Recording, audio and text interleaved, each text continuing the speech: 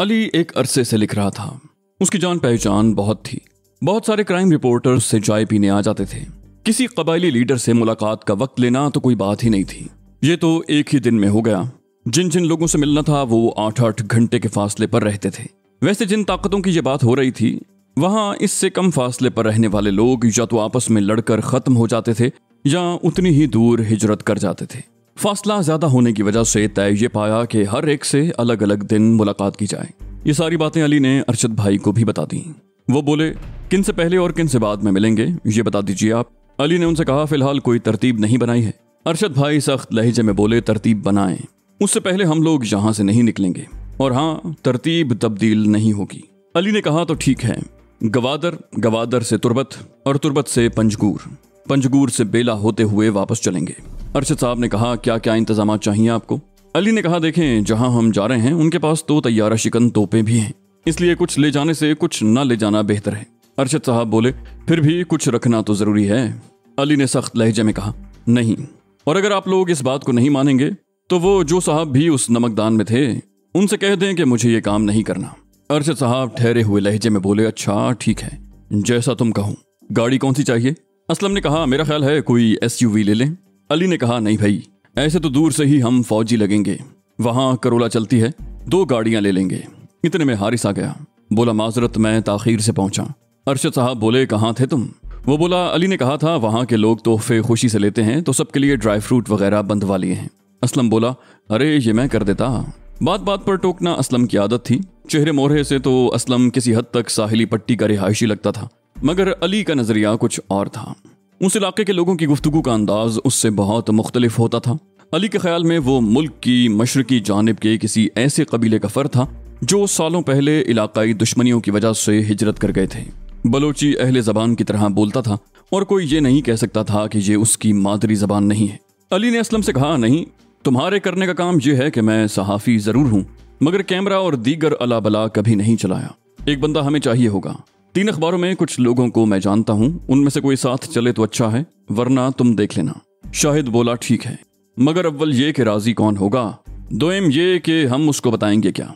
शाहिद लंबा तड़ंगा दिलचस्प शख्सियत का मालिक था। कमगो था और अपना नजरिया पेश करने में हमेशा एहतराज से काम लेता। अक्सर आदतें अरशद भाई से मिलती जुलती थीं। बाल छोटे और सलीके से बने हुए, चाल और बैठने का अंदाज एक खास तासुर देता था। भाग दौड़ अक्सर उसके अंदर सिगरेट की तलब को बढ़ा देती, मगर वो शायद एहतरामन अरशद भाई के सामने पीने से एहतराज करता। अरशद भाई ने कहा, हाँ अली, मैं भी यही मशवरा दूंगा कि इससे बेहतर है कि खुद ही कुछ कर लें, और हम उन्हें क्या कहकर ले जाएंगे। अली ने कहा, कुछ ऐसे लोग भी होने जरूरी हैं जिन्हें कुछ भी पता ना हो। उनकी बेसाख्तगी इस एक्टिंग को और भी जानदार बना देगी। अरशद भाई हथियार डालते हुए बोले, चलो जैसा तुम कहो। असलम ने पूछा, बस गाड़ियां या कुछ और भी? अली मुस्कुराया, बोला, रास्ते में मछली खाने की जगह भी ढूंढ के रखो तो क्या ही कहने। फिर बोला, अच्छा आलिया, आपने भी मेरी मदद करवानी है, आप मेरी असिस्टेंट होंगी, कुछ सवाल आप भी करेंगी। अरशद भाई डायरेक्शन देंगे, असलम और वली तुम कैमरामैन के हेल्पर होगे, और हारिस रोशनी का इंतजाम देखेगा। अली ने सबको उनकी जिम्मेदारियां बता दी। सब एक साथ बोले, ठीक है। अली ने कहा, कल सुबह आपके घर से रवानगी होगी। उसके बाद सब उठ गए, मगर अरशद भाई बैठे रहे। सबने उनकी जानिब जवाब तलब नजरों से देखा। वो बोले, तुम लोग चलो, मुझे कुछ काम है, जाते हुए वेटर को मेरे पास भेज देना। सब चल दिए। सब लोग उसी रेस्टोरेंट के फैमिली रूम में अरशद भाई से मिलने आए थे। थोड़ी देर में वेटर आ गया। अरशद साहब बोले, बात सुनो, एक और कॉफी ले आओ और साथ में चीनी भी ले आना, जरा जल्दी आना। वेटर यस सर कहकर चला गया, मगर काफी देर तक कॉफी ना आई। उन्होंने गुस्से से वेटर को बुलाया, क्या मजाक है, कॉफी कहाँ है? वो बोला, बस आ गई सर। और कुछ देर में कॉफी मौजूद थी। उसके बराबर में चीनी दान रखा हुआ था। वेटर के जाने के बाद उन्होंने चीनी दान के ढकने को दबाया। अंदर से एक आवाज आई, क्या हुआ, इतनी देर क्यों लगा दी? वो मौतबाना अंदाज में बोले, कॉफी ही अब लाए हैं ये लोग। आवाज आई, क्या ख्याल है, अली लीड कर लेगा? अरशद भाई बोले, सर बिल्कुल नया है, और सच पूछें तो जरा सा नॉन सीरियस भी है। आवाज आई, और? अरशद साहब ने कहा, सर मेरा ख्याल है कि मुझे ही प्लान करने दें। आवाज तेज हो गई, तुमसे सिर्फ अली के बारे में पूछा गया है, जितना पूछा है उतना ही बताओ।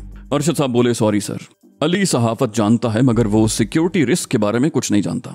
अगर सब कुछ वो प्लान करेगा तो मुमकिन है कि गलती भी हो। कहा गया, इसी वजह से तुम साथ जा रहे हो। अरशद साहब बोले, जैसा आप कहें सर। आवाज आई, और बाकी लोगों की छानबीन कर ली? अरशद साहब ने कहा, सर नाम तो आप ही लोगों ने दिए थे, फिर भी 3 महीनों से अंडर ऑब्जर्वेशन है। अलबत्ता हारिस लेट आता है और कुछ मखसूस दुकानों पर रुक भी जाता है। आवाज आई, रुक कर क्या करता है? अरशद साहब बोले, सर जूस खरीदने के अलावा आज तक कुछ नहीं किया। हो सकता है आदत हो। कहा गया हो सकता है, हमारी डिक्शनरी में नहीं हो सकता। अरशद साहब बोले, मगर कोई और शक की बात नहीं निकली? पूछा गया, दुकानें चेक की? अरशद ने कहा, जी सर सब क्लियर हैं। वैसे अगर हम उसको न लेकर जाएं तो? आवाज आई, जो पहचान लिया जाए वो नजरों के सामने ही रहे तो ज्यादा अच्छा है। अरशद बोला, ठीक है सर, इजाजत। और उनकी बात पूरी होने से पहले ही चीनी दान से लाल रोशनी निकलने लगी। थोड़ी देर तक अरशद भाई चीनी दान को घूरते रहे, फिर जेबें टटोल कर सिगरेट निकाली और एक लंबा कश लेकर गहरी सोच में डूब गए। आहद आ गया? अली ने लिखा। आयशा का जवाब आया, कोई और बहाना ढूंढो बात करने का। अली ने कहा, और कोई अभी मिल नहीं रहा, इसी से काम चला लो। वो बोली, जा रहे हो? अली ने कहा, हाँ बस फजर की नमाज के बाद। पूछा, आओगे कब? बोला, जिंदा रहा तो इसी हफ्ते। वो बोली, नहीं आए तो मारते हुए लाऊंगी तुम्हें। कहा, हाँ ये भी ठीक है। वो बोली, सच बताओ? कहा, इसी हफ्ते इंशाल्लाह। वो बोली, और पूछ सकती हूँ? अली ने कहा, नहीं। वो बोली, ठीक है, अल्लाह हाफिज। अली ने फोन बैग के अंदर रख दिया जो सिर्फ उसके ही इस्तेमाल में था और अरशद भाई के घर की जानिब चल दिया।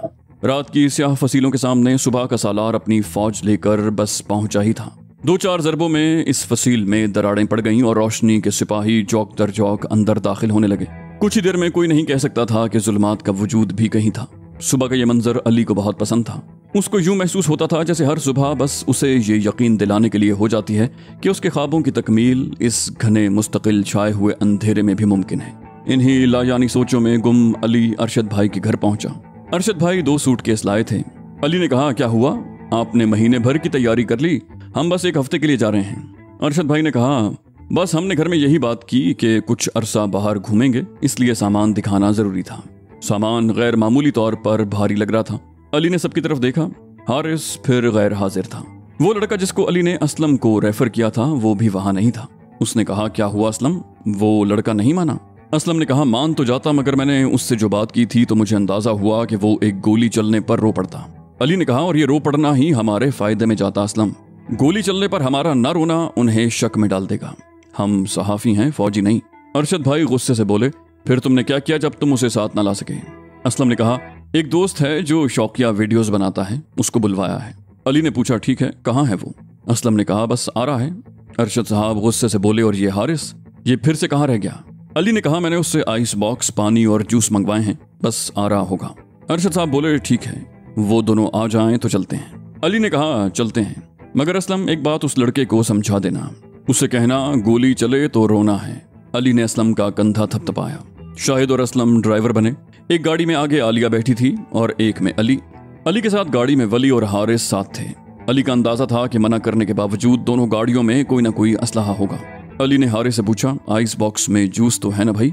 हारिस ने कहा, हाँ, पूरे रास्ते चलेगा, फिक्र न करो। वो अपना बाजू सहलाता हुआ नीम दराज हो गया। कराची से बलूचिस्तान हाईवे तक जाने वाली सड़क हमेशा की तरह आज भी ट्रैफिक उबल रही थी। ये मामूली सा रास्ता अक्सर घंटों तक तय नहीं हो पाता था। फजर का वक्त इसलिए मुंतखब किया गया था कि रश से बचा जा सके, मगर रोशनियों के शहर की सड़कें तो आज तक कभी आफतों और सैलाबों में खाली नहीं मिली, तो आज कैसे मिलती? रोशनी की किरणों ने जब आफ्ताब के तुलू होने की पेशगोई की तो अंधेरा घमंड में इस बात का अंदाजा ही न लगा सका कि सुबह की रोशनी इतनी जल्दी पूरे शहर में फैल जाएगी। कुछ देर के बाद शहर का ट्रैफिक पीछे रह गया और भूरे भूरे पहाड़ों पर चमकती हुई धूप एक दिलकश मंजर पेश करने लगी। पूरा रास्ता 8 घंटे का था, मगर अली रुके बगैर गवादर जाने के मूड में नहीं था। अक्सर लोग एहतियात और जल्दी में बहुत सारी गलतियां कर जाते हैं, यानी अगर आप 8 घंटे के रास्ते में खूबसूरत तरीन मनाजिर पर 2 घंटे बर्बाद न करें तो कोई भी अंदाजा लगा सकता है कि आप किसी और ही मकसद के लिए जा रहे हैं। सब पाकिस्तानी चाहे कितने ही अहम काम पर जा रहे हों तो साहिलों पर रुकना फर्ज ही समझते हैं, और जो नहीं समझते वो ज्यादातर फौजी हुआ करते हैं। शहर की सबसे बड़ी शाहराह 6-7 जगह हिचकोले खाती आखिरकार वहां पहुंचा देती है जहां रोशनियों के शहर का ट्रैफिक खत्म और खामोशियों की वादी का सुकून शुरू हो जाता है। चलते चलते ये सड़क एक ऐसी जगह पहुंचती है जहां बलूचिस्तान की तरफ जाने वाली अक्सर गाड़ियां चाय पीने रुकती हैं। उस सड़क के दोनों जाने भूरी भूरी चट्टानें और उनको फाड़ कर निकलने वाले पौधे ये बताते हैं कि ये मिट्टी ही नहीं, जरा नम हो तो ये पत्थर भी बहुत जरखेज हैं। हारिस जमाई लेते हुए बोला, क्या हम यहाँ रुक कर चाय पिएं? असलम ने कहा, नहीं, हम बगैर रुके चलेंगे। अली ने कहा, असलम, हम वैसे चलेंगे जैसे मैं कहूँगा। मगर यहाँ अभी हम नहीं रुक रहे। असलम ने कहा, देखो अली, बेहतर है कि हम रास्ते में कहीं न रुकें। अली ने पीछे देखते हुए कहा, मशवरे का शुक्रिया। वैसे हारिस, क्या तुम थक रहे हो? पीछे दूर उन्हें एक गाड़ी नजर आई जो उसे कराची में एक होटल के पास भी नजर आई थी। हारिस ने कहा, नहीं, मैं रुककर ये देखना चाह रहा था कि आइस बॉक्स ठीक से बंद है या नहीं। मेरा ख्याल है बंद नहीं है। अली ने पीछे सड़क को देखते हुए कहा, हाँ, पानी टपकता हुआ लग तो रहा है, मगर ये 0 पॉइंट पहुंच कर ही होगा। हारिस ने कहा, 0 पॉइंट पहुंच कर रुकेंगे तो मैं उसे टाइट कर दूंगा।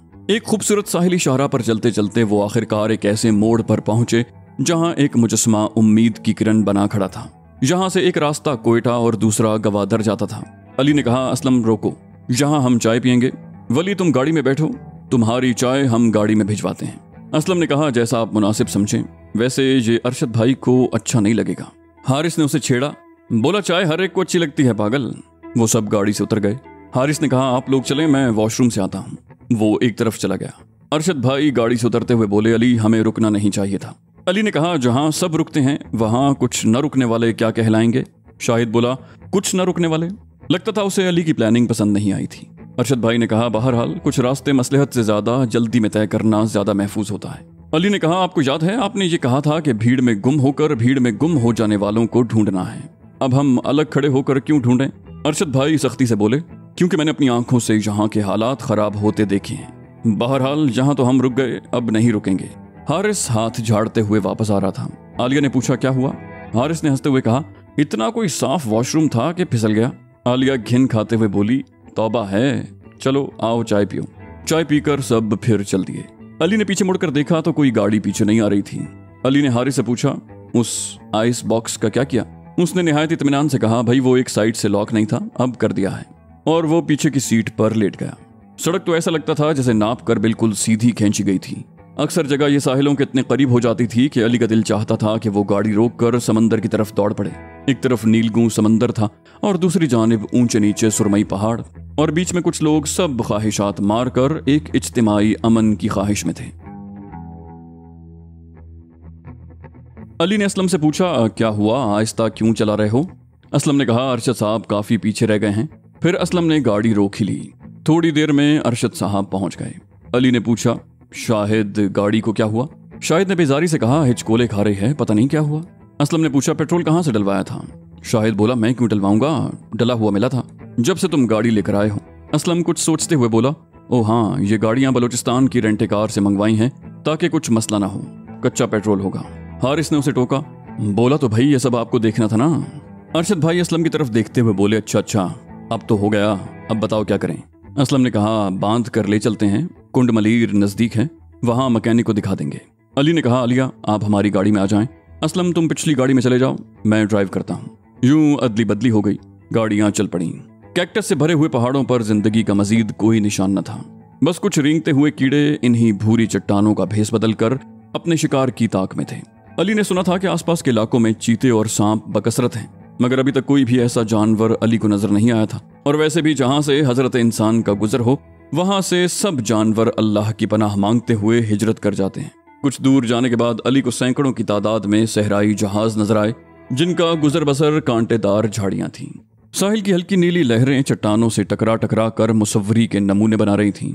पहाड़ों से टकराती तेज हवा ने चट्टानों को काट काट कर ऐसे मनाजिर बना दिए थे कि लगता था कि सब किसी देवजाद वादियों में हों, और अचानक कोई देव एक बड़ा सा कुल्हाड़ा उठाए सामने आ जाएगा। तेज गर्मी और रेत के तूफान में CD70 मोटरसाइकिल पर लंबे सफर करते हुए यहाँ के लोग सख्त चट्टानों से ज्यादा मजबूत मालूम होते थे, मगर दूसरे सूबों के बरखिलाफ मिजाज बहुत मुख्तलिफ था। किसी और जगह आप गाड़ी खराब होने पर खड़े हो जाएं तो सैकड़ों लोग मिजाज पुरसी के लिए आ जाते हैं, मगर यहाँ कोई भी नहीं आया। चेहरों पर या तो नाराजगी थी या खौफ।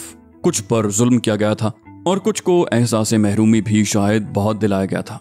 इन लोगों के मुताल्लिक अली का अपना अंदाजा ये कहता था कि अक्सर बहुत देर में दोस्त बनाने वाले लोग देर तक दोस्त रहने वाले भी होते हैं।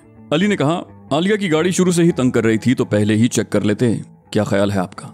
आलिया ने कहा, कुछ बातें जहन से निकल जाती हैं। उसका जवाब ऐसे था जैसे वो मजीद बात न करना चाहती हो। जितना अली जानता था, आलिया एक नरम गुफ्तार खामोश मिजाज खातून थी। अंदाज में खासा मर्दानापन था जो शायद इस पेशे की जरूरत भी थी। आवाज भी किसी हद तक रोबदार थी। चेहरे की दिलकशी को उनकी रोबदार तबीयत ने किसी कदर बुझा तो दिया था, लेकिन बहरहाल उनको देखकर एक जाज़बियत का एहसास होता था। मजमूई तौर पर यूं कहेंगे कि वो दिलकश जरूर थीं, मगर सिन्फ़ नाज़ुक के क्राइटेरिया पर पूरी नहीं उतरती थी। दौरान गुफ्तगू अपनी राय का इजहार बहुत सोच समझ कर करती थी और अक्सर इस इजहार का मकसद कोई मस्बत राय देना ही होता था।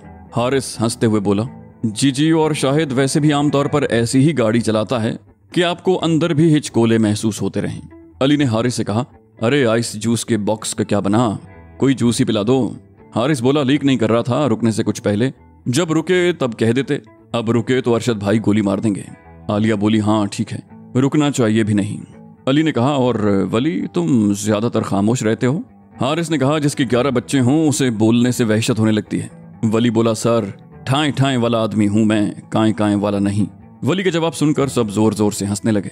अली ने कहा, वैसे हारिस जहां हम रुकेंगे वहां जूस हम सब में बांट कर बाकी रख छोड़ना, हम वैसे भी कुछ ज्यादा नहीं पी रहे।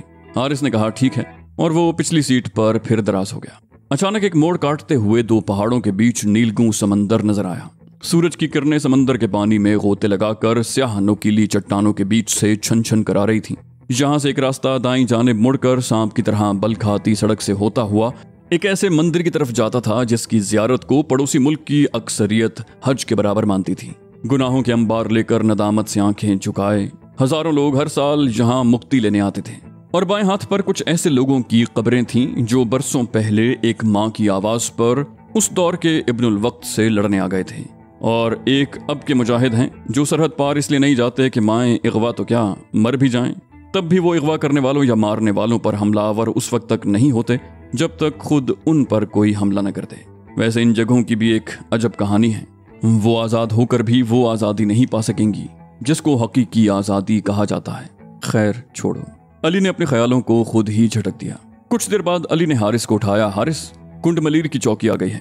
हारिस बोला, वो हाँ, कुछ बोतलें इन लोगों को दे देते हैं ताकि आइस बॉक्स ठीक से बंद हो जाए और पानी लीक होने से बचा रहे। अली ने गाड़ी रोकी, बोला ठीक है। हारिस उतर कर चला गया और अली अरशद भाई के पास आकर खड़ा हो गया।